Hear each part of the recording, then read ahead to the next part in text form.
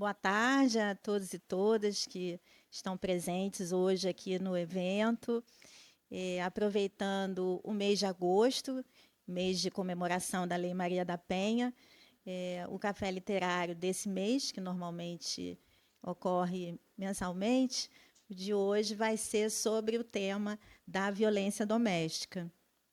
Então, para isso, nós convidamos a jornalista Ana Paula Araújo, que muito gentilmente aceitou o nosso convite e hoje está aqui para falar um pouco sobre o segundo livro dela, que é o Agressão. Dando continuidade, eu vou passar a palavra aqui para o doutor Antônio José, nosso procurador-geral, para fazer a abertura aqui do nosso evento. Bom, boa tarde. Conduzi aqui informalmente o evento porque esse é um momento de espaço cultural, né? Então vamos dispensar um pouco das formalidades, até porque o principal é ouvir a Ana Paula Araújo. Mas, de qualquer maneira, cumprimento a doutora Patrícia Carvão, que com muita competência conduz o Café Literário, né? O Café Literário está dentro de um projeto, de um programa mais amplo desenvolvido aqui no Ministério Público do Estado do Rio de Janeiro, de cuidado com a saúde dos nossos membros e servidores. É um espaço cultural, um espaço informal, um espaço que tem trazido aqui pessoas de projeção na literatura e que tem sido muito bem aproveitado. Cumprimentar também a doutora Patrícia Glioche, a subprocuradora-geral de Justiça de Direitos Humanos e Proteção à Vítima. Cumprimento especial a nossa doutora Isabela, a coordenadora do CAU da Violência. Registro aqui também a presença dos colegas Jataí, Karina, Fernanda, Vitor, o Guilherme, doutora Carla. Enfim, eu não vou me alongar, apenas dizer que para nós é um privilégio tê-la aqui conosco, né? Esse tema, né, da violência contra a mulher, violência de gênero, lamentavelmente, é um tema atualíssimo, né, que exige uma atenção toda especial por parte do Ministério Público. Então, nós temos também procurado, nos eventos relacionados a esse tema, discutir não só aspectos jurídicos da questão, mas aprofundar um pouco mais o debate para chegar às causas, às consequências e, de alguma forma, procurar encontrar providências, métodos que possam frear esse processo que, para espanto de muitos, principalmente daqueles mais antigos, vem ganhando, né, níveis intoleráveis, não apenas no Brasil, mas muito entre nós, né? Todo dia se vê na imprensa a notícia de um feminicídio, cada vez crimes mais bárbaros e fúteis, né? Meros desentendimentos, ciúmes muitas vezes obsessivos, dão causa à destruição de um ser humano, de uma mulher e muitas vezes de uma família, né? Então é muito importante esse espaço de cultura, de reflexão. Eu, evidentemente, não vou me alongar, vou até pedir licença a todos para me retirar. Eu tenho uma agenda agora com várias reuniões, seria para mim um privilégio poder acompanhar a exposição, mas eu já pedi à doutora Isabela que peça a nossa palestrante, Ana Paula, que autografe o livro que você disse que é meu. Então, agora eu quero o livro. Tá? Bom proveito, né? O espaço realmente hoje ficou uma abertura um pouco mais formal, né? Dada até... nós estamos no mês, doutora Carla, Agosto Lilás, né? Então é um evento também simbólico. Eu devia ter vindo de gravata lilás, foi advertido pela doutora Carla, mas a minha assessoria não me comunicou dessa necessidade. O doutor Vitor está aí piscando o olho, mas devia ter falado alguma coisa, né? Já que sabia. Mas a gravata verde representa a esperança em dias melhores, em tempos melhores, na formação de seres humanos melhores. Vou deixar vocês. Agradeço mais uma vez, Patrícia, por conduzir tão bem esse espaço. É um espaço que começou pequeno e que vem ganhando dimensão, vem crescendo muito, né? O número de participantes tem aumentado, né? Os temas são sempre temas de muita atualidade, temas interessantes, e você realmente está de parabéns. Aliás, as mulheres do Ministério Público estão de parabéns, né? Nós temos hoje uma proeminência feminina muito grande no Ministério Público. Isso não é nenhum demérito para os homens, deveria ser um sinal de alerta, né? Sair um pouquinho da zona de conforto, porque as mulheres têm entregado muito mais, têm trabalhado muito mais, com mais competência, com mais objetividade, com menos conversa, tá? Menos conversa. É isso, uma boa tarde a todos. Vou pedir licença, vou devolver a palavra à doutora Patrícia e desejo a todos e a todas um excelente evento. Muito obrigado.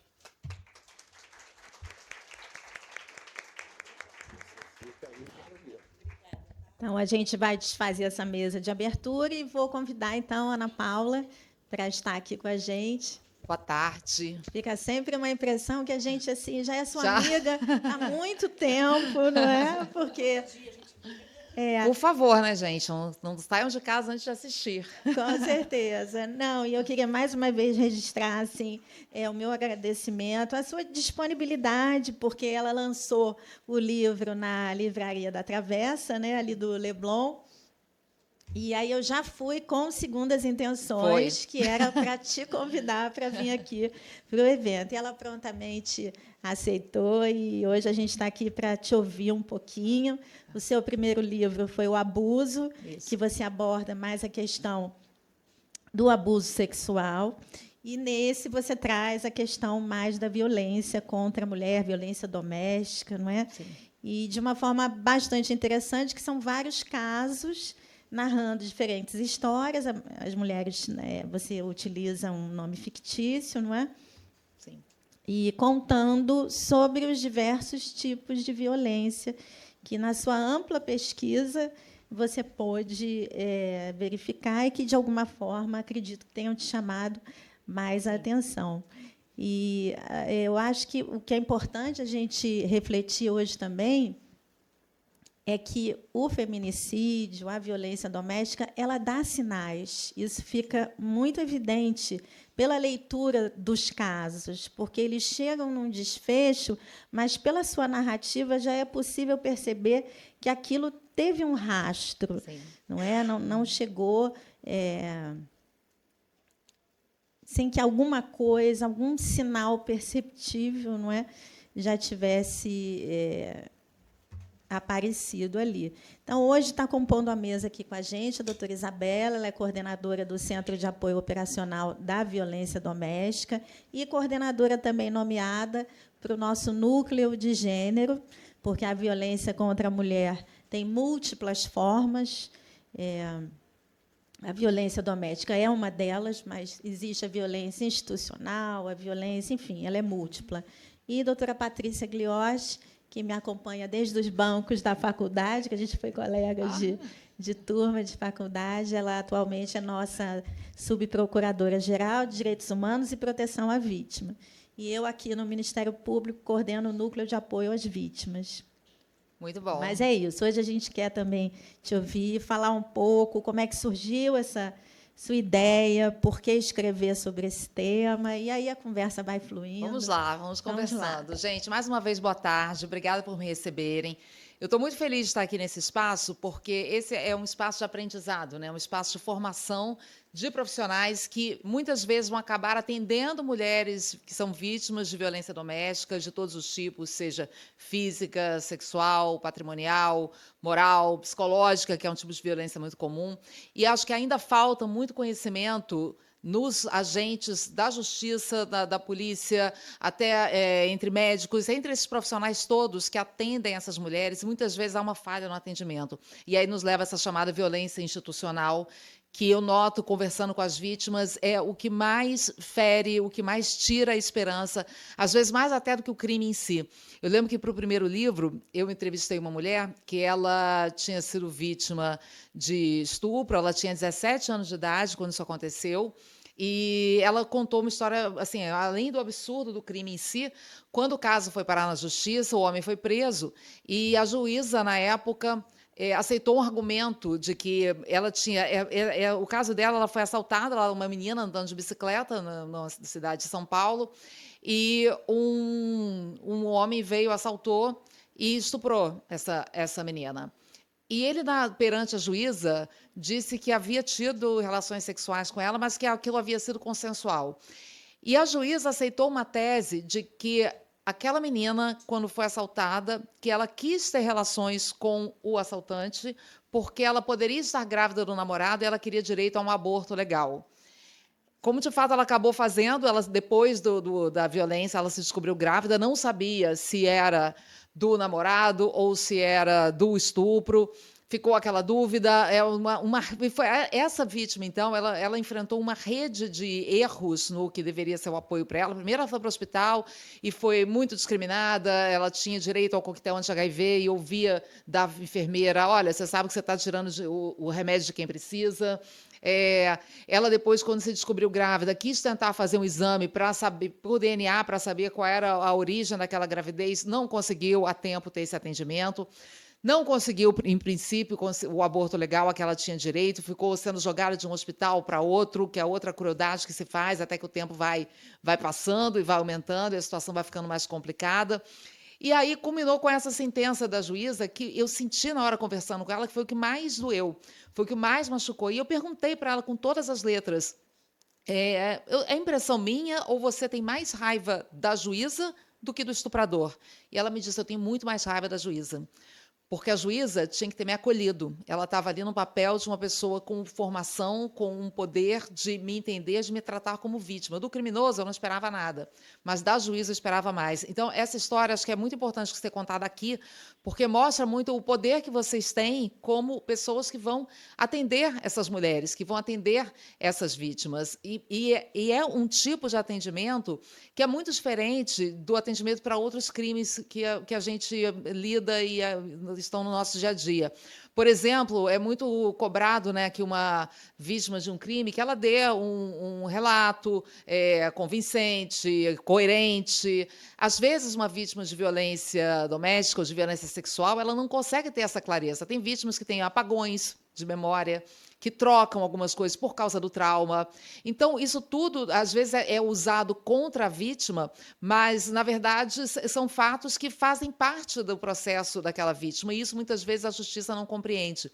A gente tem um caso até famoso na Espanha, de uma moça que foi vítima de um estupro coletivo, e esse crime foi filmado por câmeras de segurança do prédio onde ela estava. Esse foi um caso assim, bem conhecido, porque até serviu para mudar a legislação, porque nas imagens ela não aparecia reagindo. E aí, na justiça, aquilo foi usado contra ela, mas ela não reagiu. Mas como que ela reagia quando eram 4, 5 homens, e ela contando que ela ficou ali paralisada, o que ela mais queria é que aquilo tudo acabasse, ela queria ficar quieta, esperar sair dali com vida. Essa era a preocupação dela. E isso foi usado contra ela. E, na época, houve uma grande discussão até na justiça, vários protestos, e isso mudou a lei na Espanha. Isso mostra para a gente como é que a lei, às vezes, ainda não acompanha muito as particularidades da violência contra a mulher, que é geralmente um tipo de crime que acontece no lugar fechado, com pouquíssimas testemunhas. Dependendo do crime, não deixa nem marcas. Às vezes, também, quando a mulher consegue ou tem uma frieza, uma coragem de ir buscar ajuda, quando ela supera aquele medo, alguma marca que, eventualmente, alguma marca física que tivesse, já pode ter desaparecido. A gente tem casos de violência que não deixa marca, violência psicológica, por exemplo, que é uma violência bem grave, que é daquele homem que proíbe a mulher de tudo, que controla a mulher o tempo todo, que tem ataque de ciúme, que quebra coisas dentro de casa. Isso tudo é uma violência, isso não é aceitável, isso é uma violência prevista em lei. E o que a gente pode esperar, o que a gente pode dizer e oferecer para uma mulher, para uma vítima que passa por esse tipo de coisa? Acho que isso é um grande questionamento que a gente tem que se fazer, que eu faço muito nos 2 livros. A gente sempre cobra muito da vítima de violência que ela denuncia, como se a culpa fosse dela. Isso acontece especialmente, né, com violência física. Eu escuto muitas pessoas falando, né, mas essa mulher está apanhando em casa, mas, gente, mas por que ela continua com esse homem há 10 anos? Não é esse o questionamento que a gente tem que fazer. O porquê ela continua, a gente pode tentar entender as várias causas. É medo, é dependência psicológica, dependência financeira, dependência emocional, uma criação machista que está presente na vida de todos nós, de achar que aquela mulher tem que salvar aquele relacionamento, que ela precisa manter aquela família unida, que ela vai conseguir consertar aquele homem, e de tentar até minimizar um pouco essas violências. Às vezes o homem quebra um monte de coisa dentro de casa, é porque ele é temperamental, ele é nervoso, mas ele é ótima pessoa. Então, às vezes, a mulher ela nem se dá conta que está naquela violência toda. Quando ela se dá conta, ela enfrenta 1000 obstáculos para denunciar. Então, acho que a cobrança não pode ser em cima dela. Por que ela não denunciou? Tem que ser uma cobrança, primeiro, em cima do agressor, porque é que esses homens estão agredindo essas mulheres, e numa escala exponencial. Acho que está todo mundo assustado, né, com a quantidade de casos que aparecem a todo momento. Parece que a gente está vivendo uma epidemia de violência contra a mulher. E tem que questionar muito as instituições. E por isso, também, reforçando, eu acho muito importante estar aqui. Qual é o atendimento que essas mulheres têm quando elas vão procurar a justiça, a polícia, um hospital que seja? Eu acho que essa educação para a violência de gênero tem que estar muito presente nos cursos que formam profissionais que vão atender essas mulheres. Assim como tem que estar lá desde o começo na escola. Até criou-se, né, um tabu, principalmente no caso de violência sexual. Tentou-se um projeto de educação sexual nas escolas, e aí virou todo um tabu, dizendo que isso ia ser uma iniciação precoce de crianças na vida sexual, que é o oposto. Educação sexual, ok, muda o nome, então, mas seria para prevenir violência sexual, para prevenir gravidez na adolescência, para ensinar as mínimas noções de limite, de respeito, de convivência respeitosa entre homens e mulheres, assim como uma aula sobre violência de gênero como um todo. Isso seria fundamental, a gente ter desde o começo nas escolas, porque dentro de casa, na maioria das vezes, são crimes que acontecem muito dentro de casa, né? Tanto a violência sexual, que é principalmente contra crianças e adolescentes, violência doméstica, que são crianças e adolescentes que veem mães sendo agredidas. Então, a escola é um espaço muito importante, já que muitas vezes em casa essas crianças não vão ter essa formação. Então, é um papel das famílias também, mas é muito um papel das escolas, e acredito muito no papel desses cursos superiores também para formar uma rede de atendimento para que essas mulheres possam vir falar, denunciar, ter o acolhimento que elas precisam. E um acolhimento que é previsto em lei, né? A gente tem hoje vários dispositivos na lei que impedem, por exemplo, que a mulher tenha que repetir 500 vezes a mesma história, ela teria que ser ouvida uma audiência, e aquilo serviria para as várias etapas do processo. A mulher tem o direito a não ficar frente a frente com o seu agressor, mas eu já vi aqui casos nesse livro agora, no Agressão, de mulheres que vão para uma audiência na justiça e quando chegam lá, elas simplesmente são chamadas no corredor em voz alta, fulana de tal, caso de violência doméstica, a mulher fica totalmente exposta, junto com o agressor. Uma vez teve uma pesquisa do CNJ, que mostrou vários desses absurdos acontecendo pelo país afora, e em um desses casos teve até um juiz que parecia querer ter até uma intenção de ser mais empático, né? Ele sabia que a vítima tinha o direito de não estar ali, mas o que ele fez, ao invés de simplesmente separar, foi perguntar para a vítima: tem algum problema para você ficar aqui em frente ao agressor? Então, ele jogou para cima da vítima para que ela dissesse que não, eu tenho um problema com isso. Né? Ela não é problema. Ele é que tem que resolver, o agressor é que é o problema. O juiz é que teria que chegar e dizer: olha, o agressor vai ficar separado, você não tem que ficar na frente do agressor. Não, a maneira como isso é colocado, muitas vezes, inibe a vítima. Teve outro caso também muito absurdo, né, de uma mulher que tinha sido espancada, tinha sofrido uma violência física, e ela foi na audiência, era uma trocadora de ônibus, que tinha sido agredida pelo motorista, tinha sido agredida.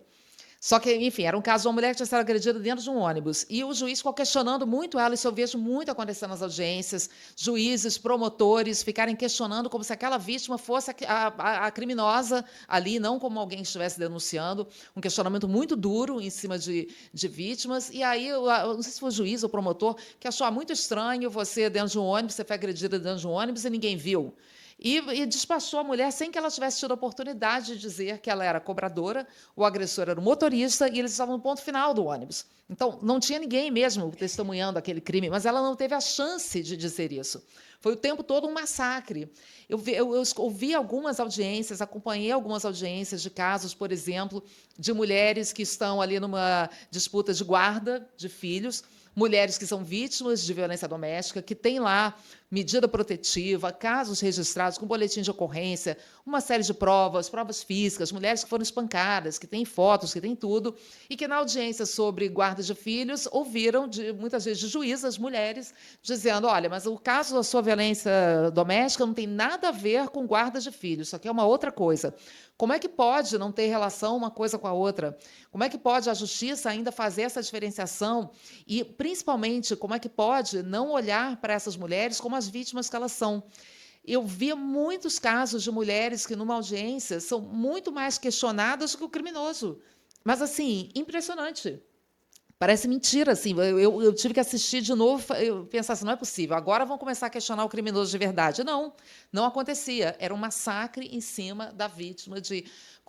Mas, por exemplo, teve até um caso de um homem que a mulher disse que estava muito preocupada, eles tinham se separado por causa de violência doméstica, e que ela ficava muito preocupada porque o filho, às vezes, voltava da casa desse pai agressor cheirando a maconha. E era uma criança muito pequena e ela estava muito preocupada porque ela tinha conhecimento de que o ex-marido era usuário de drogas e até de outras drogas. E o questionamento da juíza foi, mas como é que a senhora ficou casada tanto tempo com esse homem e ele usava drogas? Como se ela fosse a culpada pelo uso de drogas, como se ela que tivesse que dar satisfação sobre ele estar usando drogas, e como assim, se ele fosse como se ele fosse a criança que ela tivesse que impedi-lo de usar drogas, como se fosse o papel dela. Assim, é uma distorção da realidade que, infelizmente, é muito mais comum do que a gente pensa. Então, voltando agora na sua pergunta, doutora Patrícia, por que eu resolvi escrever sobre esse livro? É por tentar mudar um pouco dessa realidade que eu acho que está presente na vida de todas nós. Eu tenho uma filha, menina, que hoje tem 19 anos. Eu comecei a pesquisar a violência de gênero quando a Melissa tinha 10 anos de idade. E eu comecei a ver, várias fichas começaram a cair, e eu noto isso muito até nas pessoas com quem eu converso, pessoas que leem o livro, amigas perto de mim que sabem que eu estou pesquisando, que eu pesquiso sobre o tema, como vão caindo as fichas de um machismo que está entranhado no nosso dia a dia, de violências que estão ali presentes no nosso dia a dia e que a gente muitas vezes não consegue nem perceber. Eu olho para trás, eu vejo situações em ambiente de trabalho, de ensino, da vida até social, de violências, de coisas que eu achava que era assim mesmo e que eu é que tinha que aprender a lidar e que não tinha. Por exemplo, violência sexual dentro de transporte público. É uma coisa absurda. Todo mundo que usa transporte público já passou por uma situação dessa, de algum homem se esfregando ou te encarando ou te seguindo ou o que quer que seja. Todo mundo já passou. Isso acontecia comigo. Eu tinha 13 anos de idade, 14 anos de idade. E o que eu fazia era, eu aprendia a tentar me defender. Eu que botava a mochila na frente e tentava ficar longe e ficava me cuidando, e todas nós fazemos isso. E não é isso que está resolvendo, né? Os homens é que têm que ser educados a não terem esse tipo de comportamento. Assim, isso é absurdo, é surreal. E fora que a gente passou a vida inteira ouvindo isso, ensinando para as nossas filhas, ouvindo isso das nossas mães, que também ouviram das nossas avós, que a gente é que tem que ter cuidado, cuidado para onde vai, cuidado com a roupa que você usa, cuidado com quem você fala, cuidado se você vai beber, cuidado se você vai na festa, cuidado com isso, com aquilo. Não está adiantando, não adianta a gente ter esses cuidados. Os crimes acontecem, mesmo que você tenha todos os cuidados, os crimes acontecem com quem tem todos os cuidados, os crimes acontecem dentro de casa, com mulheres idosas. Tem uma menina que eu entrevistei que sofreu um abuso no metrô, que ela tomou uma bronca da mãe, dizendo, mas por que você anda também com essas roupas? E a menina estava com um moletom gigante. Ela falou, gente, eu até achei que eu estava ficando doida, mas era um frio enorme em São Paulo, que foi onde aconteceu, e eu estava cheia de moletom, de casaco, eu não estava com nada provocativo, e mesmo que estivesse, né? Eu acho que a gente tem que avançar para chegar num ponto que isso não seja um questionamento. A mulher tem direito de usar a roupa que ela quiser, de andar onde ela quiser. Beber não é crime, você se aproveitar disso, sim, é crime. Inclusive, é uma noção que A gente ainda tem que reforçar, nos casos, por exemplo, de abuso sexual contra mulheres que estavam bêbadas, ao invés. Hoje o que a gente vê é muito uma condenação da vítima, né? Mas também ela bebeu. Só que beber não é crime. Você abusar de uma pessoa é crime, e você abusar de uma pessoa que está bêbada é estupro de vulnerável. Ainda é um crime mais grave. Então, são várias noções que ainda estão muito entranhadas na sociedade e que eu acho que a gente tem que repensar, discutir. Eu estou olhando aqui uma grande maioria de mulheres, não esperava diferente. Estou vendo alguns homens, e eu fico muito feliz quando tem homens ouvindo isso, porque eu acho que os homens é que precisam aprender mais. Nós, mulheres, já estamos muito mais... A gente, por sentir isso, a gente sabe muito mais do que a gente está falando, a gente conhece muito mais o assunto e a gente consegue se identificar com essas histórias. Acho que cada história que a gente vê de uma mulher que foi assassinada ou que foi agredida dói na gente, né? E a gente entende exatamente, às vezes, como é que se chega àquela situação. Acho que todas nós temos histórias para contar de vários tipos de violência, de relacionamentos abusivos, que alguns acabaram em situações muito graves, outros não, mas que poderiam ter acabado, ou relacionamentos em que a gente vive com medo. Mas os homens precisam ter essa noção. E não basta você não praticar nenhum crime. Eu vejo que os homens não se manifestam muitas vezes diante dessas injustiças e desse machismo. Tem nesse livro agora, eu sinto uma pesquisa. Foi até interessante, uma pesquisadora, uma professora universitária, ela recrutou alguns homens que têm grupos de WhatsApp só de homens, onde circula assim, uma misoginia absurda, são várias piadas horrorosas, depreciando mulheres, ofendendo mulheres, mulheres gordas, mulheres velhas, o que você imaginar. Qualquer causa, assim, meio ambiente, tem um jeito, o dia do meio ambiente, tem lá uma figurinha meio pornô com uma mulher, enfim, expondo uma mulher. E algumas coisas até criminosas, por exemplo, cenas de sexo explícito que você, enfim, que a pessoa não autorizou aquela divulgação naquele grupo de WhatsApp, e as pessoas saem passando aquilo, você não sabe nem em que circunstâncias aquilo foi gravado. Enfim, um show de horrores. E essa pesquisadora conseguiu que esses infiltrados, digamos assim, mandassem para ela, durante alguns meses, os conteúdos daqueles grupos. Então, tiravam uns prints, mandavam, encaminhavam uns memes, umas figurinhas, etc., e mandavam para ela. E ela reparou que quase nunca tinha homens assim que simplesmente não se manifestavam. Tinha alguns que, os poucos que se manifestavam, que falavam, gente, isso é um absurdo, gente, não, pô, pegou pesado, alguma coisa assim, eram enxovalhados pelos demais. Tipo, você é palmadado de mulher, é gay, é isso, é aquilo. E tal. Então, assim, até para os homens reagirem, era muito difícil. Então, às vezes, tinha uma minoria ali de homens que postavam essas coisas mais erradas, criminosas, preconceituosas, e a grande maioria simplesmente se calava. E ela deu um nome muito curioso para isso, que é o silêncio dos homens cúmplices. E a gente vê isso demais no nosso dia a dia, que é assim, aquele homem que até eventualmente ele se policia, ele tenta não ter atitudes machistas, ele não é um homem violento, mas ele se vê diante de amigos que têm um discurso violento, que fazem uma piada, que, enfim, que humilham uma mulher e não fazem nada. E a gente precisa que as pessoas todas se levantem contra esse tipo de crime. Isso tem que ser um problema da sociedade como um todo. Não é só porque eu tenho filha, porque eu tenho mulher. Não precisa ter filha, não precisa ter mulher. Todo mundo, homens e mulheres, a gente tem que se mobilizar por uma sociedade mais justa, mais correta, mais respeitosa. Isso é importante para todo mundo. Então, enfim, são alguns dos muitos motivos que me levaram a fazer o primeiro livro. Fiz o segundo, estou planejando fazer um terceiro e espero ainda continuar falando muito disso. Infelizmente, é um tema que todo dia eu vejo que não vai ficar obsoleto nem tão cedo. Acho que eu não vou viver para ver isso. A gente vai continuar tendo essas questões, até porque acontecem cada vez mais entre também crianças e adolescentes. Eu vejo muitos meninos se tornando agressores. Vocês devem estar lidando com muitos desses casos que chegam para as varas de infância, enfim, de meninos que, principalmente nessa época digital, que é outra, né, já não tínhamos nem resolvido todos os problemas anteriores, né, ainda se juntou agora essa outra vertente. Eu estava até conversando com a que eu entrevistei para esse livro, a doutora Vanessa Cavalieri, ela me contando de uma mudança até no perfil dos menores infratores que ela recebe. Antes eram muito meninos pobres envolvidos em roubos e, enfim, furtos, e hoje ela tem, até com tráfico, né? Hoje ela tem muitos meninos de classe média, que são os meninos que vão no computador, que fazem uma montagem com as meninas colegas da turma, produzindo nudes, e aquilo expõe aquelas meninas e expõe num trauma enorme. Então, são muitos os desafios que a gente vai vendo, que vão surgindo a todo momento. Para isso, a gente precisa se preparar, fazer esse trabalho assim, de formiguinha, de não cansar, não desistir e ir em frente falando desses assuntos. Você traz um ponto bastante importante, depois vou passar para a Isabela e Patrícia também, é a informação. Eu acho que é o que a gente tem de mais poderoso hoje. Dentro de casa, para começo de conversa, a gente cansa de ver ainda, apesar de toda a nossa batalha, toda a nossa luta, mesmo em casas que são de pessoas com mais escolaridade, com mais esclarecimento, com mais instrução, o comportamento default, o padrão, é você ter o menino que pode tudo e a menina que não pode nada. A menina de quem é cobrada ali uma participação nas tarefas domésticas, de quem é cobrada ali um empenho dentro de casa, é um menino que é um folgado que não precisa fazer nada. Isso ainda é o que mais acontece. E como não ligar uma coisa à outra, né? Isso está muito na origem de toda essa violência, porque os meninos crescem achando que eles podem mais, Sim. que ter mais força física significa ter maior poder, que para eles têm todos os privilégios e que as meninas só restam o papel ali de coadjuvantes. E é isso que a gente tem que começar a mudar, e muda nessas pequenas coisas. Exato.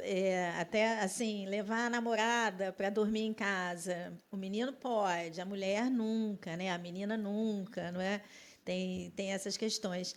E muitas coisas que você falou, eu acho que o tema é bastante amplo. Mas dentro da nossa área aqui, né, da nossa atuação, a pessoa, quando chega ao Ministério Público, ao Poder Judiciário, ela já ultrapassou todos os limites dela. Sim. Não é? Então, por isso, essa violência institucional é absolutamente condenável, porque uma mulher, para pedir socorro, Perfeito. Ela, muito difícil, sim. Ela já está num nível tal que qualquer espaço que ela procure, tem que haver um acolhimento, ou de uma amiga, e aí entra um pouco isso da informação. Há coisas que podem e coisas que não podem mais ser feitas.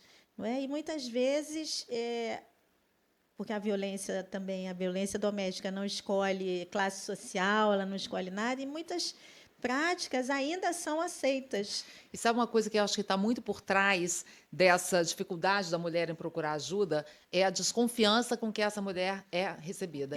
A desconfiança, o descrédito, e que são completamente desproporcionais. A gente tem no Brasil, acho que no mundo como um todo, um índice de comunicação falsa de crime muito pequeno, é de 1 a 3%. Porque não é fácil você chegar numa delegacia de polícia ou chegar no Ministério Público e inventar uma história da sua cabeça. Isso não existe para nada, em nenhuma situação. Por que é que, quando se trata de uma mulher denunciando uma violência doméstica, todo mundo acha que ela está exagerando, que não é bem assim, que ela, no fundo, ela quer acabar com a vida daquele homem? E ninguém se pergunta, né, quem é que está acabando com a vida daquela mulher? Então, essa desconfiança é muito nociva, é muito desproporcional e é muito injusta, principalmente voltando naquilo que eu falei no começo. É um crime que ela tem dificuldade mesmo de provar, tem dificuldade, às vezes, de ter um discurso coerente, tem um trauma ali envolvido, tem uma dificuldade de denunciar alguém, porque a gente levando em conta. Né? Tem a vergonha. Né?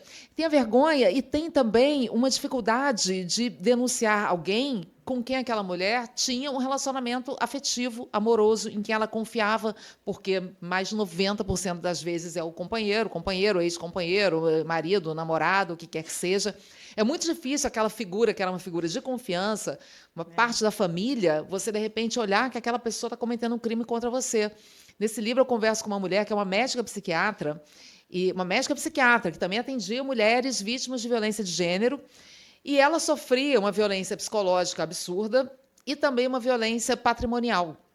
Esse homem coagia essa mulher a fazer empréstimos no nome dela, e que ela nunca via a cor do dinheiro, e eram empréstimos para coisas que ele queria comprar uma moto, ele praticamente não ajudava nas despesas em casa, embora ele tivesse um trabalho, deixava tudo nas costas dela. Então, ela sendo vítima de tudo isso, ela demorou muito para enxergar.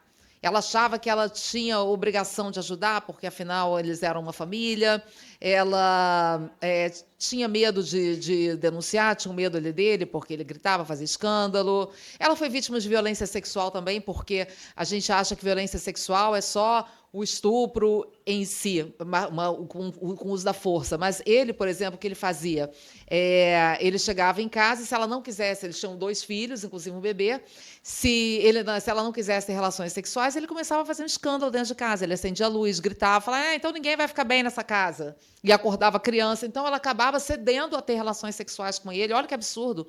Para esse homem não fazer essa birra e acordar a criança. Então, isso também é uma violência, isso é violência sexual. E essa mulher, até hoje, ela caiu a ficha dela, ela conseguiu se separar, ela está com uma dívida enorme, que ela está tendo que trabalhar muitíssimo para conseguir pagar, muito mais do que ela deveria a essa altura do campeonato, porque ela já tem alguns anos de carreira, mas ela, até hoje, não conseguiu denunciar esse homem pela violência patrimonial, nem pela violência psicológica, por nada. Sendo que é um processo que facilitaria até para ela as outras questões de divórcio, da guarda dos filhos, de pensão, de estabelecer uma pensão. Está tudo parado porque ela não consegue, por mais que ela tenha realizado, que ela tenha entendido o que aconteceu, ela não tem força ainda, ela não consegue encarar uma denúncia, uma delegacia para ir lá dizer. Então, veja como é muito difícil. É muito mais óbvio que uma mulher nessa situação esteja dizendo a verdade do que ela esteja ali inventando para prejudicar o alecrim dourado, como se diz. Então, é muito injusta essa desconfiança enorme. Se a gente é vítima de um crime, vai até uma delegacia reportar um roubo e fala, não lembro da cara do agressor, ninguém vai desconfiar. Exato. Sim, senhora, qual era o seu carro, qual não sei o quê. Ninguém desconfia de você. Agora, se você vai contar um fato íntimo, um fato que é uma violência endêmica já no país, sim, a gente é questionada, né? Como que a sociedade ainda desconfia, ainda coloca a gente nesse lugar. E de tratante, né? Como se exato, a gente tivesse... Né, e esse questionamento do mas se isso é verdade, por que você não se separou antes? Isso é absurdo, assim. Por que você só está vindo agora? Quer dizer, no momento que essa mulher ainda consegue pedir ajuda, ela ainda é questionada do porquê que ela está pedindo ajuda naquele momento. Quer dizer, é uma ignorância completa dos mecanismos que dificultam uma mulher a conseguir buscar ajuda. Por isso que muitas não buscam. A gente tem esses índices alarmantes, né, de violência contra a mulher, e é mais angustiante ainda a gente pensar que isso é só uma ponta do que realmente acontece. A maioria das mulheres não registra queixa. Tem muita mulher vítima de violência doméstica que vai parar, por exemplo, eu falo da formação de profissionais, não é só na área do direito, mulheres que vão parar num atendimento médico, inventam ali uma história qualquer que, não foi porque eu caí e etc. E tá bom, e fica por isso mesmo. Não é todo profissional da medicina que, peraí, deixa eu ver aqui, vamos ver o que aconteceu. Da psiquiatria, às vezes a mulher chega lá, está deprimida, está péssima, e toma um antidepressivo e pronto, e não se investiga as raízes disso.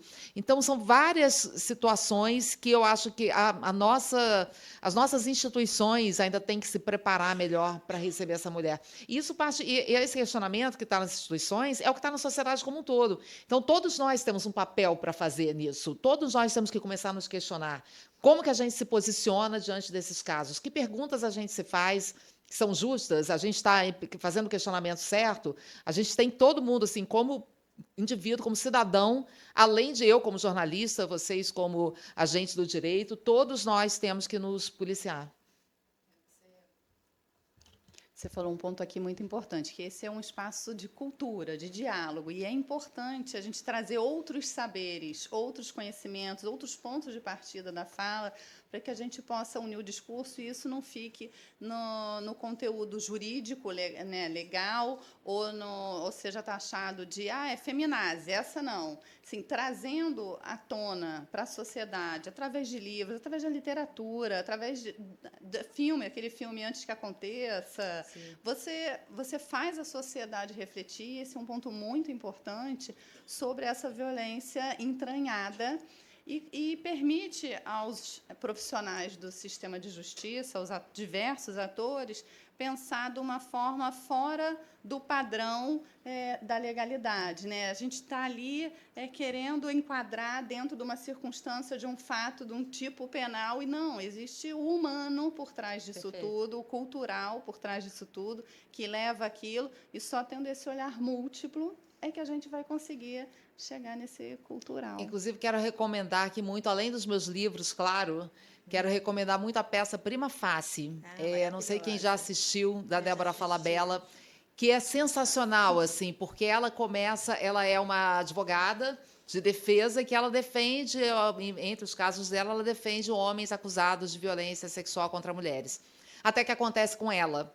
E aí ela resolve para a justiça e ela percebe como é que a justiça, em que ela tanto acreditava, é totalmente ineficiente perante as particularidades dos casos da violência contra a mulher. É um questionamento sensacional que, enfim, acho que todo mundo que é do direito precisaria assistir, além de ser uma atuação espetacular da Débora e um texto maravilhoso. Esse questionamento é muito importante, né? Onde é que a gente pode, já que a lei não contempla essas peculiaridades, onde que a gente consegue chegar nisso para, de fato, combater esse tipo de crime, dar a resposta adequada a esse tipo de crime. E mais, assim, tem outro ponto também, que além das coisas que a lei não contempla, tem também as coisas que a lei contempla e que os agentes da lei não necessariamente põem em prática. Muito do que a gente discute aqui já está lá. A Lei Maria da Penha é uma das melhores leis do mundo, isso dito pela ONU, de proteção à mulher nos países em que isso existe, né? Porque ainda tem, enfim, um universo aí de países que nem atentam para esse assunto. Mas a Lei Maria da Penha, ela pegou muito no caráter punitivo, então a gente tem excelentes avanços, tem medida protetiva, dificultou demais para retirar a queixa, né? Uma mulher para retirar uma queixa, que antes tinha muito aquele vai e vem, da mulher que se arrepende, ou que é ameaçada, resolve dar uma chance, então entra com a queixa, tira a queixa, aquilo agora não tem mais isso com a Lei Maria da Penha. Um homem que seja condenado, ele não pode mais pagar cestas básicas, por exemplo, e fica por isso mesmo. Então, são várias questões, inúmeros avanços que a gente teve com a Lei Maria da Penha. Mas tem toda uma parte da lei, por exemplo, na parte educativa, em que a gente não avançou. Eu vejo um mecanismo que eu vejo que tem bons resultados, são os cursos reflexivos para homens, que funcionam em pouquíssimos lugares do Brasil, funcionam sempre por iniciativa voluntária. As pessoas que estão lá ministrando esse curso, eu não sei se todo mundo sabe como é que funciona o curso reflexivo. Eu acho que é uma mistura ali de aula de violência de gênero com terapia em grupo. É algo ali para aqueles homens agressores que foram condenados. Essas instituições, esses organismos voluntários que fornecem esses cursos reflexivos, geralmente têm convênio com os tribunais de justiça do Estado, e aí os juízes podem converter uma parte da pena em, olha, você tem essa pena aqui, mais frequentar X aulas no curso reflexivo. O resultado desse curso é um pouco difícil mensurar, porque, como eu disse, são poucas iniciativas, então, mas você tem ali um percentual muito baixo de reincidência. Também pode ser que muitos tenham reincidido, mas não tenham sido flagrados, não tenham sido condenados de novo. Mas não deixa de ser animador você ter uma grande maioria que sai desses cursos e que não volta, pelo menos, a ser preso ou não volta, em tese, a cometer nenhum tipo de crime. Mas cadê o investimento nisso, né? Como eu disse, as pessoas que eu entrevistei que comandam, os homens que comandam esses cursos voluntários, são todos feitos por homens, eles não têm salário nenhum, trabalho voluntário, consegue uma salinha ali emprestada.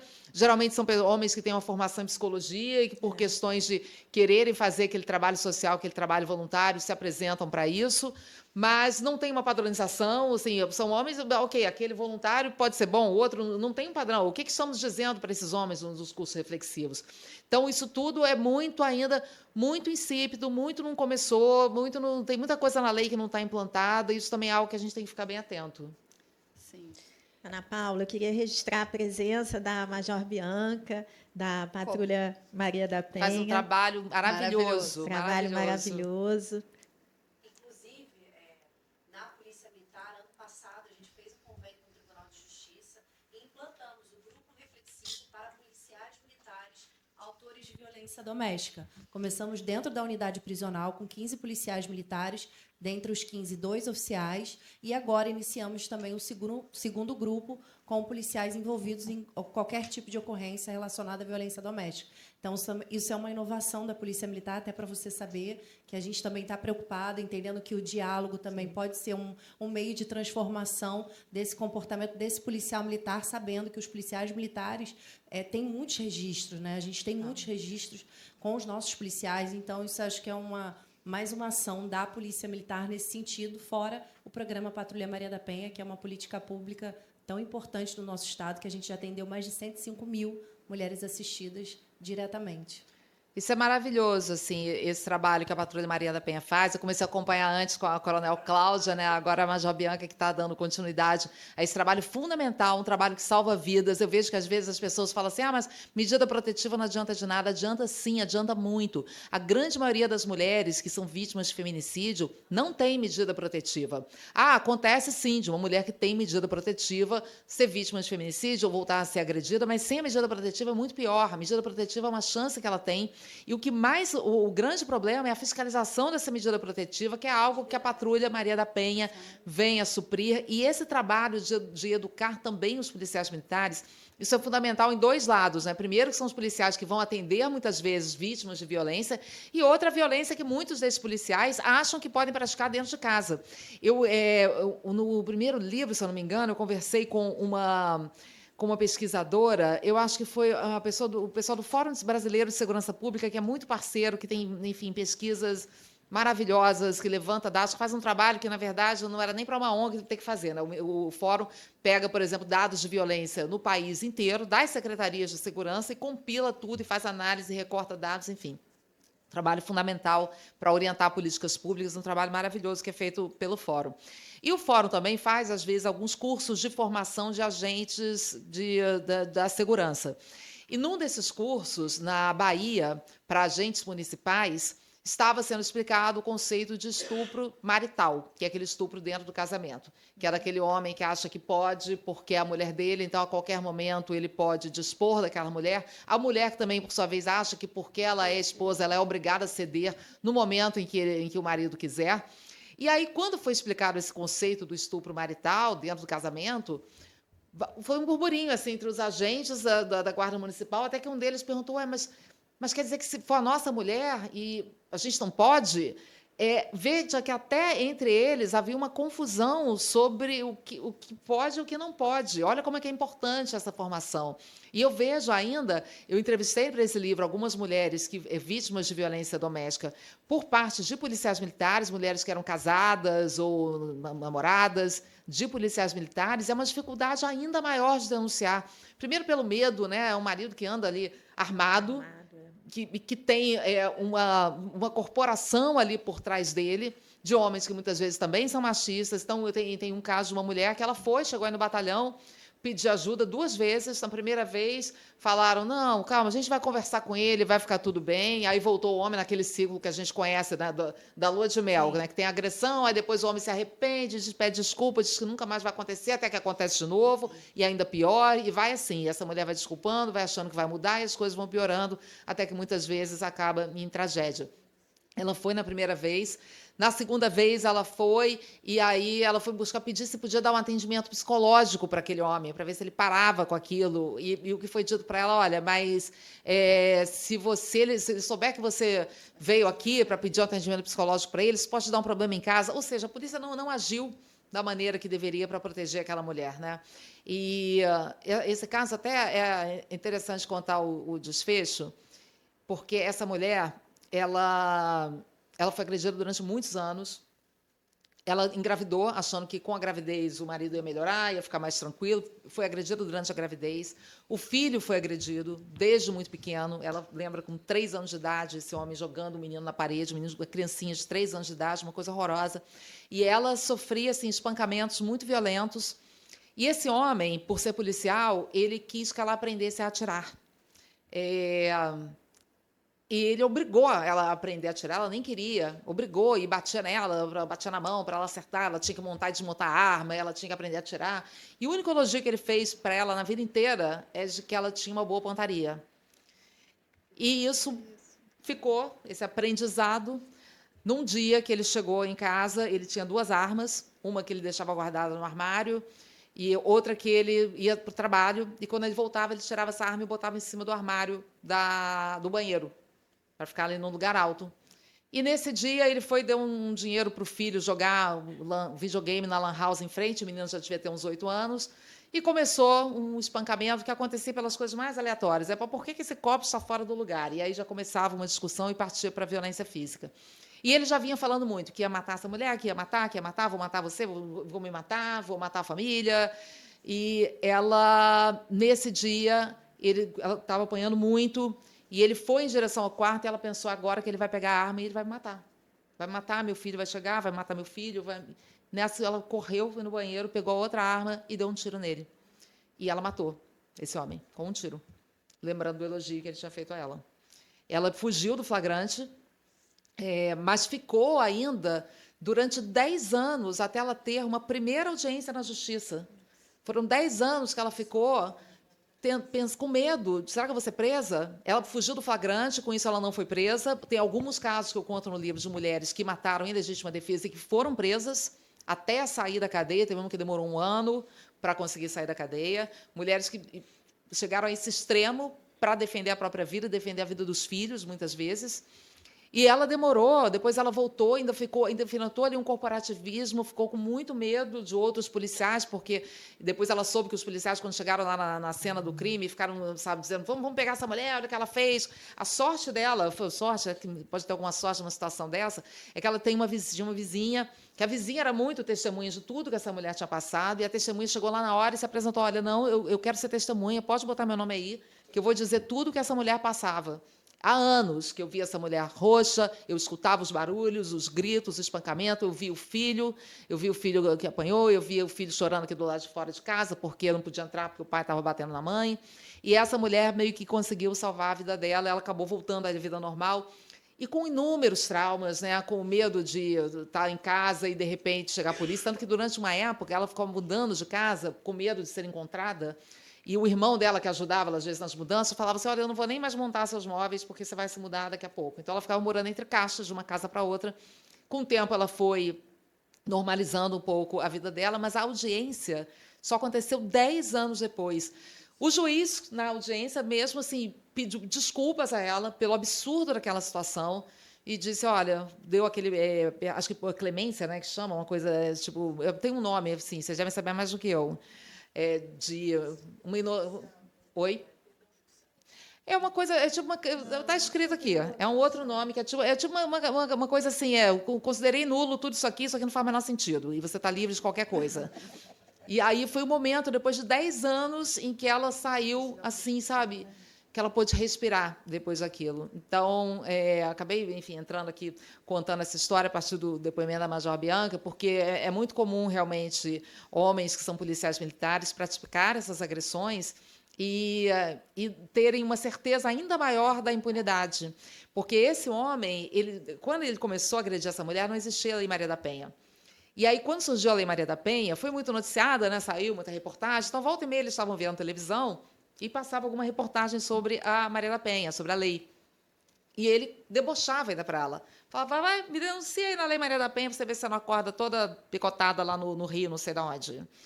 Então, assim, veja a arrogância, assim, né, e a crueldade a que um homem pode chegar, ainda mais tendo esse respaldo de ser um policial militar, um agente da lei, alguém que, em tese, não vai ser questionado, que tem ali também a corporação em torno, que é um homem que trabalha armado. Enfim, são todas questões que tornam isso muito mais difícil. Então, é fundamental esse trabalho também de combater a violência do meio da corporação.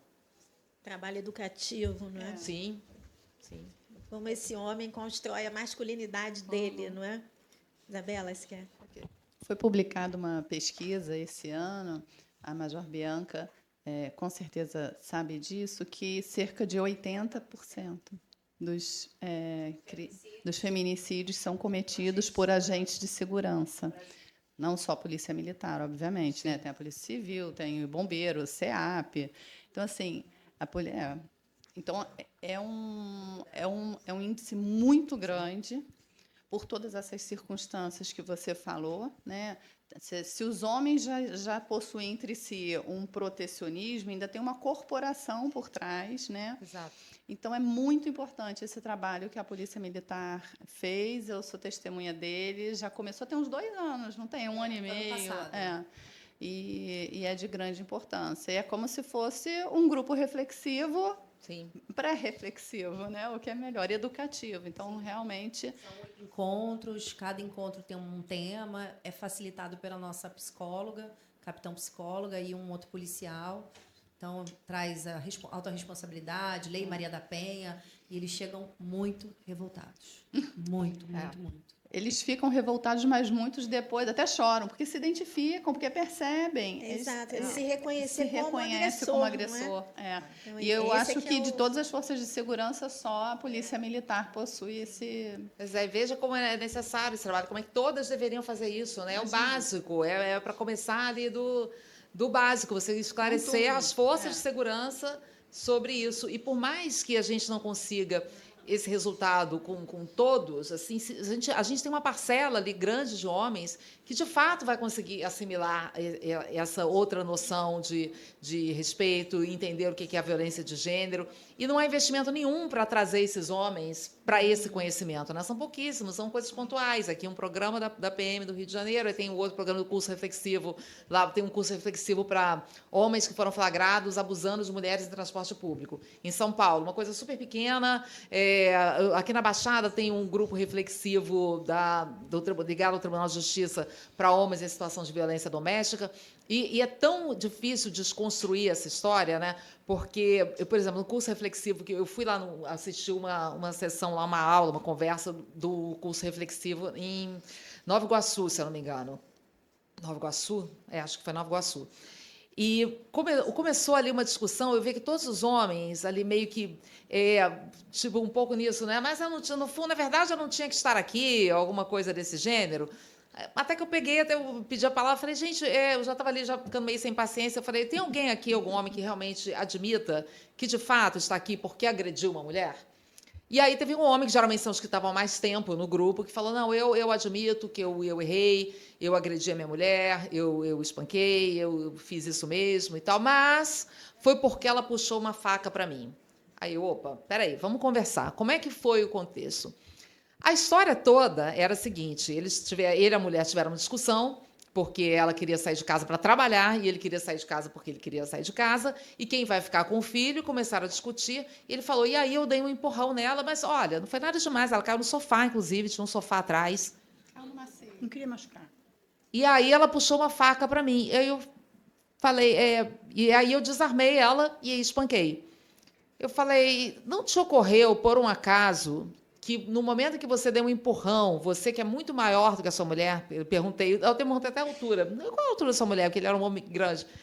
Você deu um empurrão na sua mulher, que ela pode ter ficado com medo, e daí ela pegou uma faca para impedir você de se aproximar de novo? Ele, pode ser. Até pela facilidade com que você tirou a faca da mão dela. Você acha que ela realmente estava ali querendo te agredir, inclusive? Ele, pode ser. Então, assim, é muito difícil para um agressor se identificar como agressor. É muito difícil para os homens entenderem esses conceitos de violência doméstica, que para nós, mulheres, é tão mais fácil de entender. Apesar de ter, assim, a violência física é muito óbvia, tem a violência psicológica, que muitas vezes as próprias mulheres não percebem, mas a gente ainda tem uma melhor capacidade de, porque passamos por isso, de conseguir entender. Para os homens, é muito mais complicado. Até os homens que admitem que praticam violência, tem sempre esse viés de mas foi porque ela a frase mais comum, né? Olha o que você me fez fazer. Então, é porque ela me fez perder a paciência. É porque ela...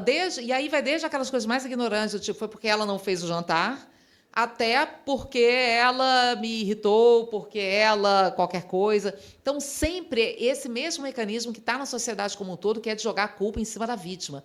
A gente precisa romper com isso, porque a própria vítima já joga a culpa nela mesma. A própria vítima fica achando, mas será que se eu mudasse meu comportamento, ele não ia ficar melhor, ia parar de me agredir? Será que se eu realmente usar só as roupas que ele quer, ele vai parar de ser violento comigo, vai parar de gritar comigo? A culpa foi minha porque eu fiz aquilo outro. Então, esse mecanismo é muito perverso, é de jogar uma culpa em cima de quem é a vítima, sabe? Não é a vítima que tem que ficar tentando ser menos vítima, é o agressor que tem que parar de ser agressor, é aquele homem que tem que parar de agredir. Essa era uma mentalidade extremamente comum. Mesmo, repito, assim, mesmo entre homens que já têm algum conhecimento, que já têm algum esclarecimento, ainda tem lá o viés de achar que, mas também foi porque essa mulher, né? Enfim, ela, de alguma maneira, ela pediu, ela provocou. Até porque, assim, a gente vive um momento que as mulheres também estão tendo mais liberdade para ser quem elas querem ser. Então, além da gente ter que desconstruir toda essa construção machista que já existe, a gente também, muitas vezes, é colocado nesse lugar. Mas também, olha só, estão querendo... E aí vem todo aquele discurso querendo fazer com que o movimento também retroceda, não é? A gente se senta ilegítima. Para toda ação sempre tem uma reação, né? Acho que quanto mais tem essa tentativa, né, das mulheres se afirmarem, mais vai vir um movimento também contrário, tentando reprimir.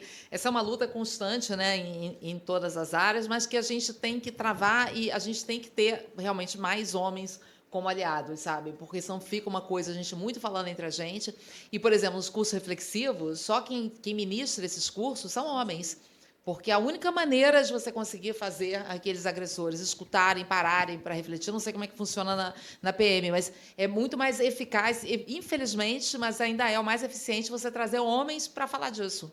O que é sugerido pelo todo o trabalho que a gente fez junto com o Distrito Federal é que tenha uma mulher presente com um homem, né? Porque senão Perfeito. fica também um clube ali do Bolinha, enfim.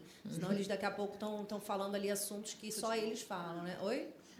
Senão daqui a pouco descamba o assunto. Pois é. Tem uma mulher lá para tomar conta, né? Para ver o que está acontecendo. Verdade.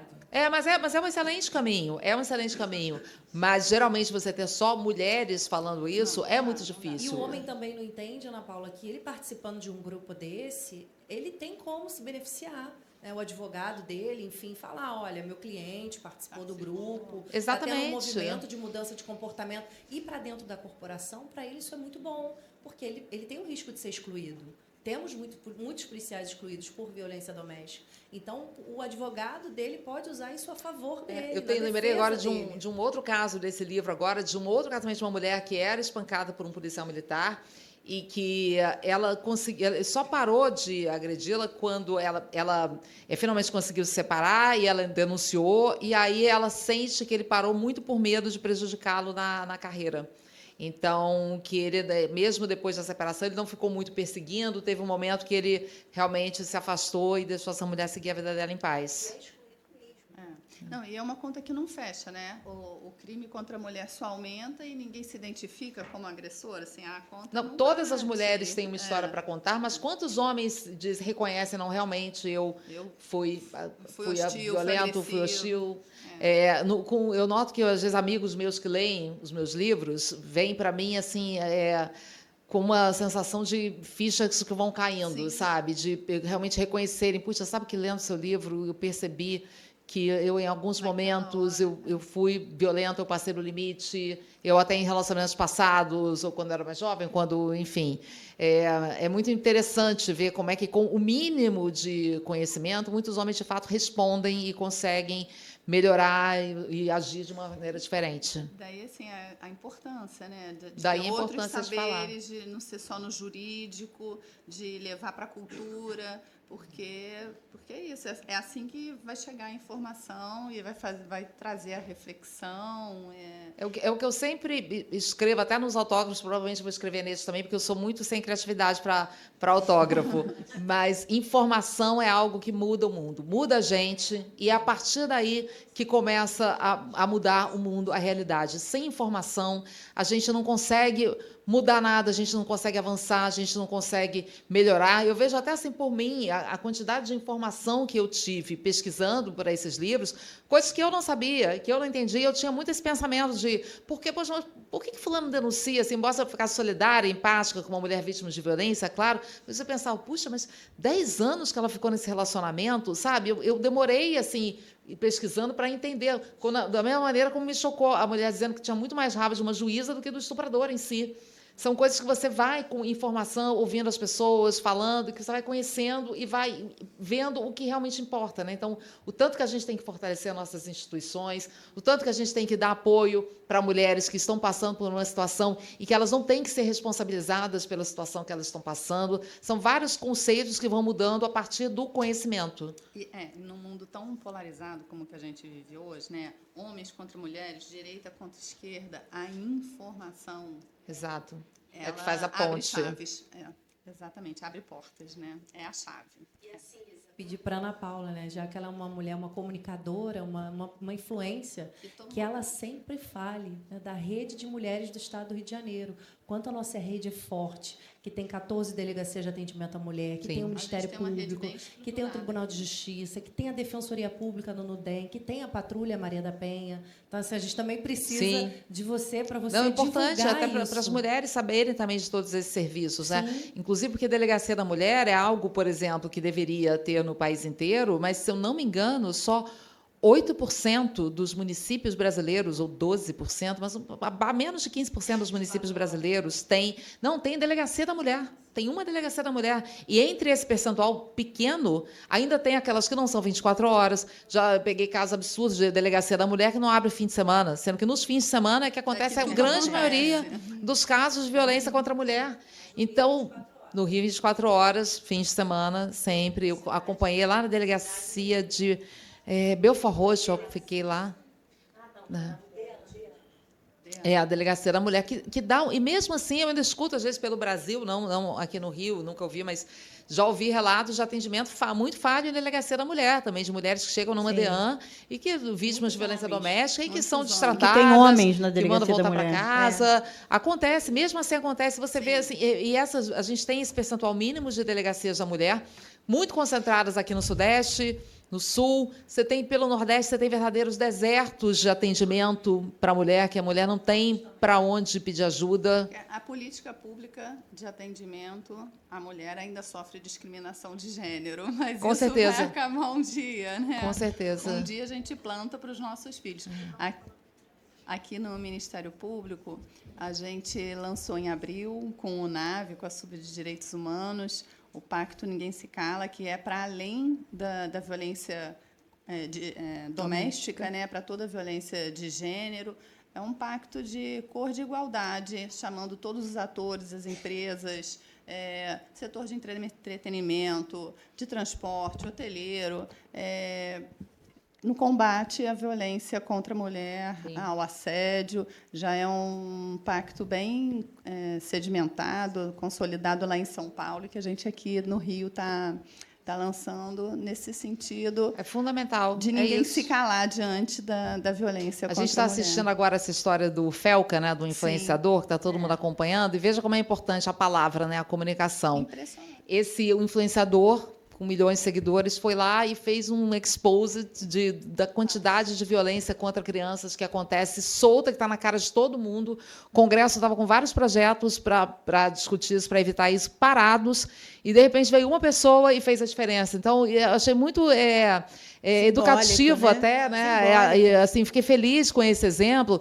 que mostra como é que a gente não tem que se calar. A gente pensar, mas só eu vou falar, então vocês estão aqui promovendo isso, eu estou aqui com meus livros, vocês estão aqui assistindo. Uma pessoa com quem você fala, eu digo isso, assim, eu recebo muito retorno a partir dos meus livros, às vezes, uma mulher que me manda uma mensagem, alguém que eu conheço, alguém que eu não conheço, e me manda uma mensagem dizendo como o livro mudou a vida dela, mudou a percepção. Para mim, isso é muito importante, primeiro porque eu tinha, às vezes, muito medo de que fosse o contrário, sabe? Que isso lesse as mulheres ficassem deprimidas, ficassem péssimas, ficassem piores, mas não, acaba sendo libertador falar sobre esse assunto.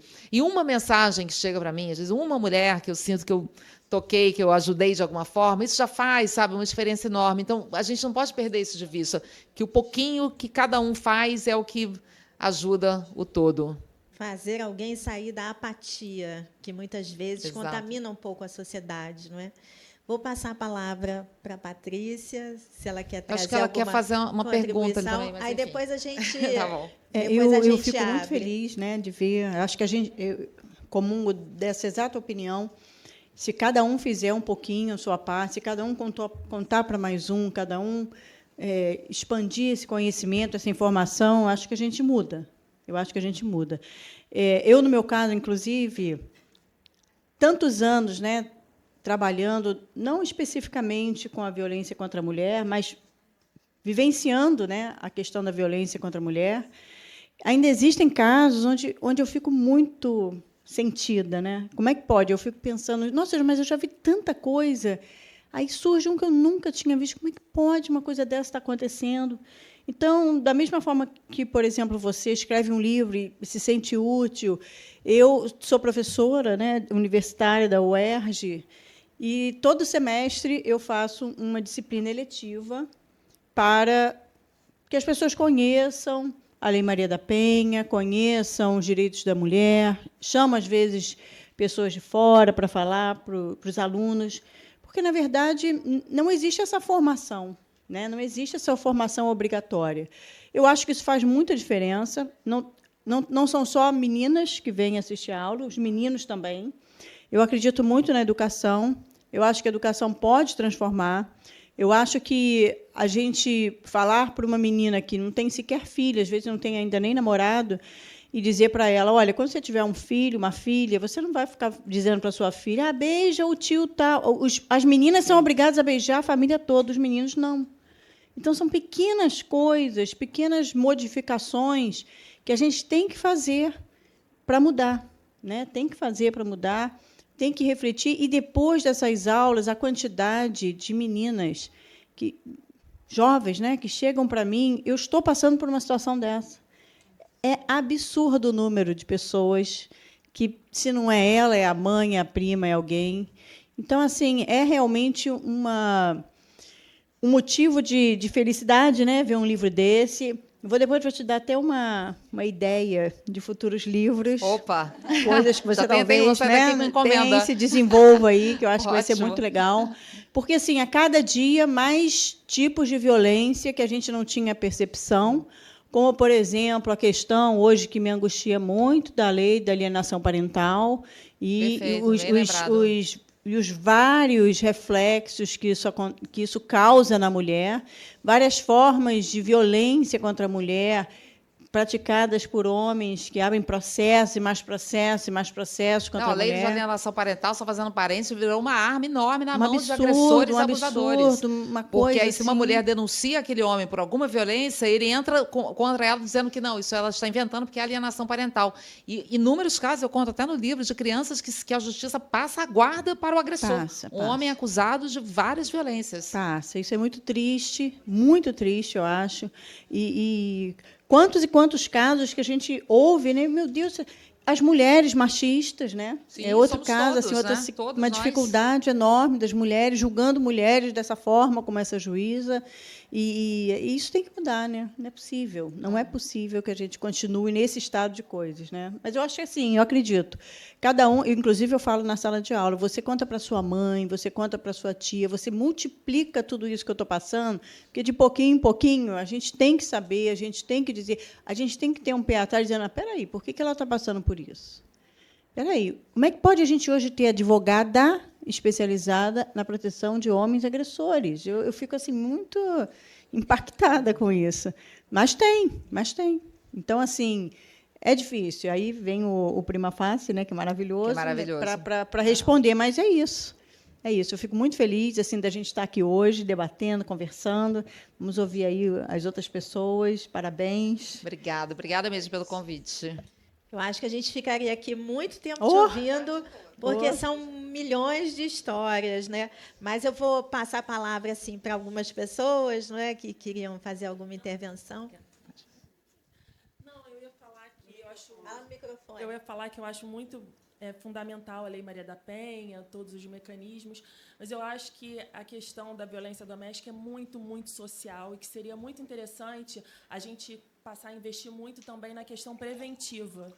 Perfeito. Então, por exemplo, até aqui no Ministério Público poderíamos ter um grupo reflexivo, não de homens que já abusaram, mas um grupo de homens que tivessem essas noções, né, de Sim. tudo. E não só o Ministério Público, como todas as instituições, e os colégios e também as empresas, que tivessem grupos de pessoas, de homens, que não agrediram, mas que tenham uma educação nesse sentido, né? Que a gente promovesse isso, porque eu acho que é uma discussão muito social, que, inclusive, pessoas que têm mais condições têm mais vergonha de se expor. Total, sim. Então, eu acho que isso seria bem interessante. Eu acho muito importante que tenham grupos reflexivos pós-agressão, mas que seria também muito importante que tivessem grupos de homens que fossem instruídos antes de as agressões acontecerem. Concordo plenamente. É o que a gente falou, né, do investimento em educação. Isso tem que vir desde cedo, e não é só a gente, vamos começar lá pela infância. Ok, temos que começar pela infância, mas temos que começar por todo mundo já. É isso, dentro das universidades, dentro das instituições, a gente ter esses grupos que debatam isso e que tentem prevenir esse tipo de crime. Concordo. Boa tarde, eu queria parabenizar muito a Ana Paula. Brilhante, obrigada, né, obrigada. A sua fala. Quero parabenizar minha colega, Patrícia Carvão, nossa responsável cultural. Tem altas dicas de livro, filmes, e, quando precisarem, ela sempre agrega muito. Né? Patrícia, Isabelle, parabéns pelo trabalho que vocês estão fazendo. Eu queria endossar aqui, né, a fala da Iana, né? Iná.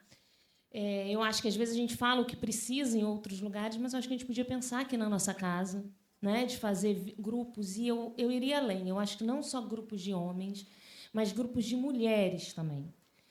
Por que grupo de mulheres? Eu fui titular, né, assim, as promotoras aqui sabem, eu fui titular 3 anos de uma cidade muito pequena, chamada Rio das Flores. E quando eu cheguei lá, pouco depois de mim, chegou uma juíza brilhante, Caterine, e ela transformou aquela cidade no quesito violência doméstica.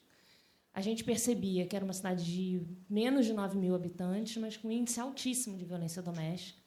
Né? Muita gente bebendo, pouca coisa para fazer. E, nos 3 anos que eu fiquei lá, ela ainda continua, ela conseguiu instituir o grupo reflexivo de homens, que era conduzido por uma psicóloga.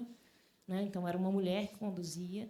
Eu acho que é fundamental que, dentre as medidas incidente, né, para o homem, seja a participação do grupo reflexivo, porque considera-se descumprimento de medida ele não participar, e aí Sim. A gente discute, eu sei que é discutível, mas lá a gente conseguia isso, inclusive, para fins de prisão. Não tem, é medida que ele tem que cumprir, sob pena de descumprimento de medida, e a gente faz isso lá. Foi positiva, assim, a análise, né, da participação desses homens, mas o grupo reflexivo das mulheres, que aí não tinha um cunho obrigatório, mas nas revisões das medidas protetivas, que aconteciam trimestralmente, as mulheres, e aí eram selecionadas algumas, porque, obviamente, não dava para todas, mas a cada trimestre tinha um grupo de mulheres. Elas eram convidadas a participar. E qual é a importância, né, dessa participação? É porque muita gente tem vergonha de falar sobre isso. Né? As vítimas têm muita vergonha de falar sobre isso. E, nesses grupos abertos, as mulheres da cidade, muitas se inspiraram a denunciar, a contar a sua história, ou mesmo que não quisessem denunciar, porque a gente pode não concordar, mas a gente tem que compreender, né, a decisão da mulher, e passa por muitas coisas, inclusive a dificuldade de acesso. A mulher, para chegar no sistema de justiça, né, ela já passou. Se ela tem uma dificuldade, ela vai recuar. Então, assim, a gente tem que compreender quais são as necessidades daquela mulher, mas muitas denunciaram. Né? Tem uma história muito emblemática lá de uma menina de 24 anos, que era casada com um rapaz desde os 13, né? Ou seja, ela, inclusive, foi vítima de estupro, porque ela já teve filho com esse rapaz mais velho que ela. Quando a criança dela tinha 1 ano, ele ameaçou jogar a criança de um barranco, depois de agredir essa mulher e ela denunciar. Ele disse que, se ela denunciasse, ele jogaria, e a polícia foi toda. Ele foi denunciado por tentativa de homicídio dessa criança. Depois ela voltou atrás, disse que não, e ele acabou sendo absolvido. E 8 anos depois, ela voltou para o sistema, né, porque ele jogou água quente nela, e ela ficou com o braço todo queimado. E ele falou, era para pegar no seu rosto, para toda vez que você olhar no espelho, você se lembrar do que eu fiz com você e do que você deve fazer, só o que eu quero que você faça. Mesmo assim, ele foi preso em flagrante. Ela passou a noite inteira na delegacia chorando, dizendo que nós tínhamos acabado com a vida dela. Ela passou um mês indo ao fórum todo santo dia, dizendo, doutora, pelo amor de Deus, tira. Eu falei, eu não vou tirar, não vou fazer, tira, não vou fazer, não vou fazer. E nesse grupo reflexivo, que ela era convidada, ela tomou coragem a partir do depoimento de uma secretária do município que relatou ter sido vítima de violência doméstica, e ali ela se encorajou, e ali ela deu um start de mudança da vida dela. Né? Então, assim, esse rapaz continua preso. Esse rapaz não, né? Esse bandido, esse criminoso, que a gente tende a... Esse menino, quando, na verdade, é um adolescente infrator, esse rapaz não, ele é um bandido, ele é um criminoso, ele é um agressor, um abusador, continua preso, ela está trabalhando, está com as 2 filhas, ela tem 24 anos hoje, né? Ou seja, ela ainda é uma menina. Muito jovem, né? Para ter passado por tudo isso, mas... mesmo quando ela entendeu, ela teve idas e vindas. Não quero, não quero. E a gente tem que sustentar isso. Né? Não depende de você, porque a família fica toda em cima. Enfim, então você não vai mais morar na casa, porque a casa é do sogro. Então, são tantas camadas de violência. Né? Então, assim, eu acho que é muito importante o grupo reflexivo de homem, mas também espaço para as mulheres. E entender que não vai ser uma reunião, às vezes é depois de um ano que a pessoa, né, tem um grupo de apoio, um grupo de apoio, né, aberto. E assim, não só a participação múltipla, porque todas nós temos experiências, ou pessoais, ou profissionais, ou de amigos, que às vezes quem é vítima de abuso, ela só precisa de um start, né, de alguma coisa. Meu pai falava assim, do clique, né, que te faça mudar de ideia e entender que a sua vida pode ser diferente, né? Então, assim, para falar que existem lugares que estão conseguindo fazer algumas transformações, né? No nosso município, lá que eu falo nosso, porque eu ainda sou muito ligada ao município, éramos 8 mil, menos de 9 mil, né? 8 mil e poucos habitantes. Mas como lá foi transformador, então, assim, há esperança, é possível. Mas acho que a gente também tem que começar na nossa casa, sabe, Isabela? Porque, às vezes, a gente fica, poderia ter em tal lugar, poderia ter... Não, poderia ter aqui, para a gente ter até uma legitimidade de cobrar e ter experiência para contar, para falar, olha, vale a pena. Né? Então, era isso que eu queria falar. E, mais uma vez, parabenizar. Eu acho que esse evento é muito, muito importante. Eu queria só acrescentar mais uma coisa, que a Ana Paula também falou no início. Eu acho que a gente não pode ter medo de ser chata, porque eu vejo assim, toda hora eu vejo uma piadinha de uma mulher velha com um homem novo, mas nunca vejo o contrário. A mulher está gorda. Às vezes você vê um casal que o cara é uma coisa horrorosa. Muito pior que a mulher, mas a mulher está um pouquinho gorda. Olha que mulher gorda. E o cara? Eu falo, o cara é bonito. Então, assim, eu acho que a gente, não de uma forma dura, necessariamente, mas nas nossas relações sociais, alertar e chamar atenção para isso. Entendeu?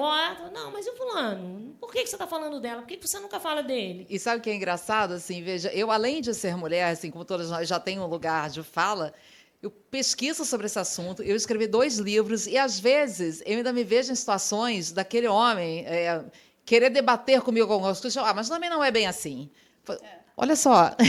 Desculpa. Como é que você acha? Né, as mulheres, hoje em dia, também estão, isso. Né, coitadas. E, às vezes, um homem, sei lá, homens. tem um editor lá do jornal, um cara edita o jornal. Eu falo, gente, mas assim... Eu estou me metendo no seu trabalho. Se eu chegar a dizer que eu vou editar jornal melhor que você, jornal é um bom exemplo, porque eu também sou jornalista. Mas, enfim, uma pessoa de uma outra profissão fala, imagina eu chegando para você e querendo dar aula sobre o seu trabalho, dizer que eu entendo, querer debater com você de igual para igual um assunto que você domina e que eu estou aqui de espectadora. É a mesma coisa que você faz quando você entra nesses questionamentos, assim, ouve.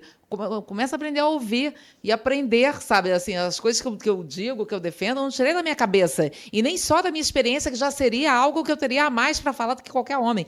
Mas eu tirei de pesquisa, de ouvir um monte de mulheres, de ouvir pesquisadores, de ouvir agressores, de ouvir policiais, de ouvir juízes, promotores, delegados, psiquiatras, psicólogos, tudo. Então, a gente ainda fica muito nesse lugar de ter que batalhar para dizer o óbvio, né?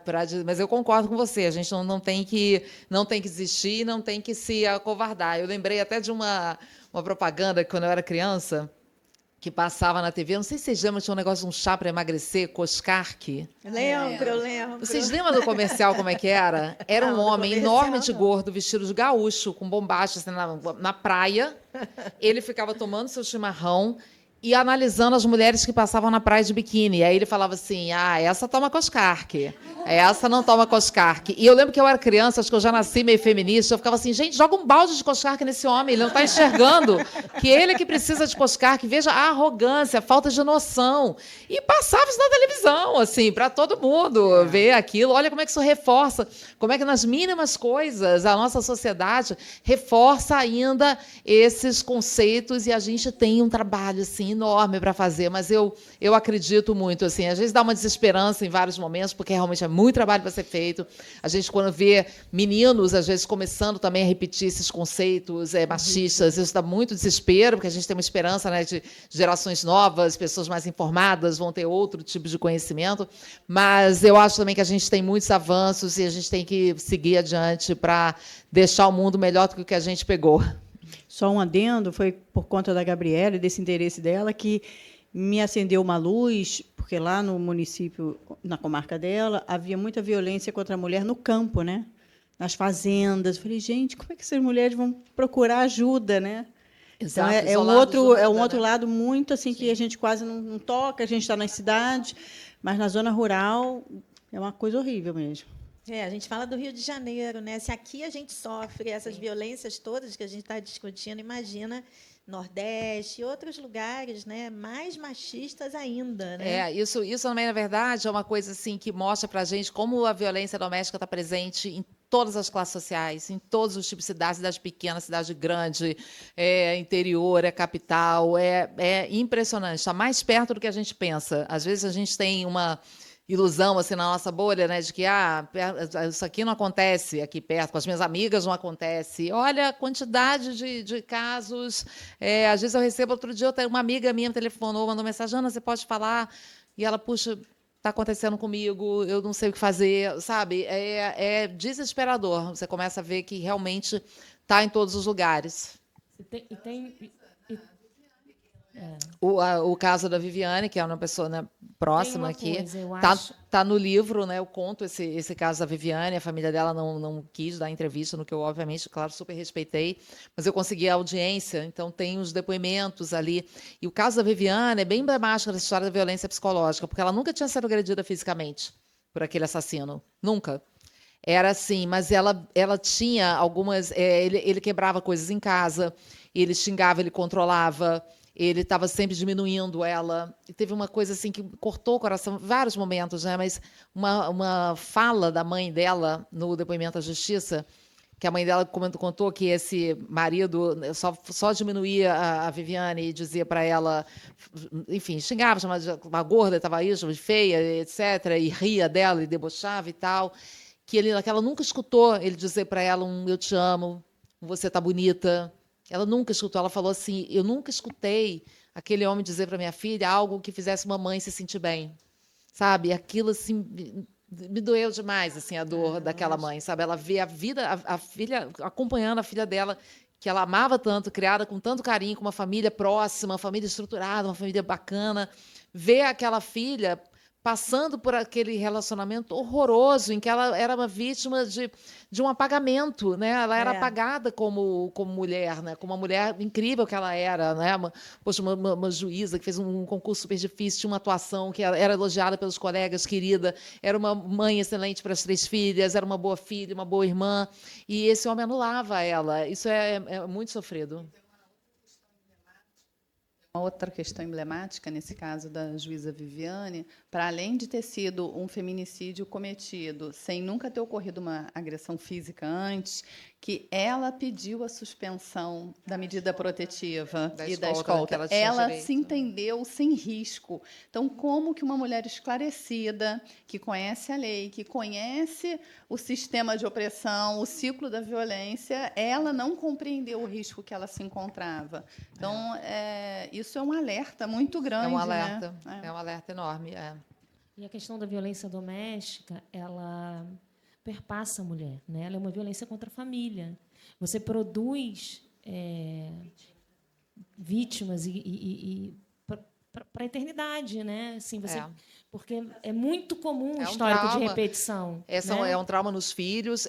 A mãe da juíza estava contando que ela era a vovó docinho, e ela agora é ela que tem que ser a mãe daquelas crianças. Então, assim, mulheres que muitas vezes isso recai sobre as avós, mulheres já estavam em outro momento da vida que acabam tendo que reassumir ali um cuidado com todo o impacto psicológico, financeiro, de estilo de vida, de tudo, né, que vem. O que a gente escutava, pelo menos lá, né, no grupo reflexivo das mulheres, é que a grande maioria era filha de mães que foram vítimas de violência doméstica, porque elas naturalizam aquilo, elas não entendem necessariamente aquilo como uma violência. Verdade. Né? Então, esse é um dos argumentos, né? Pelo menos para você cortar isso.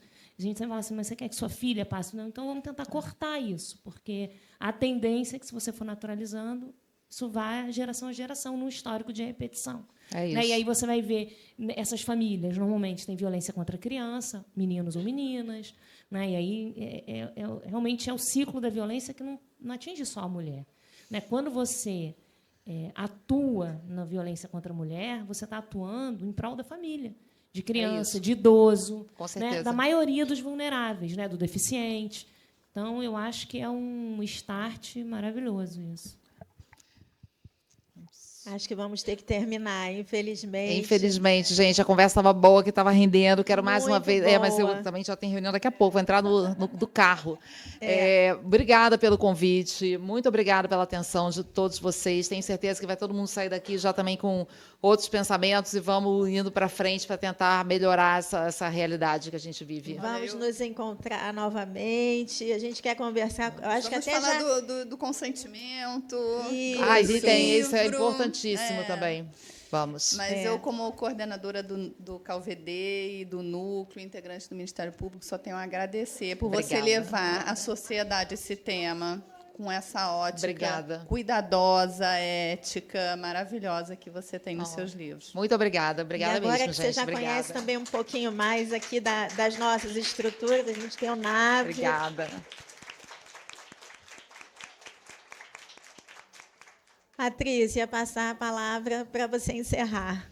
Não precisa passar a palavra.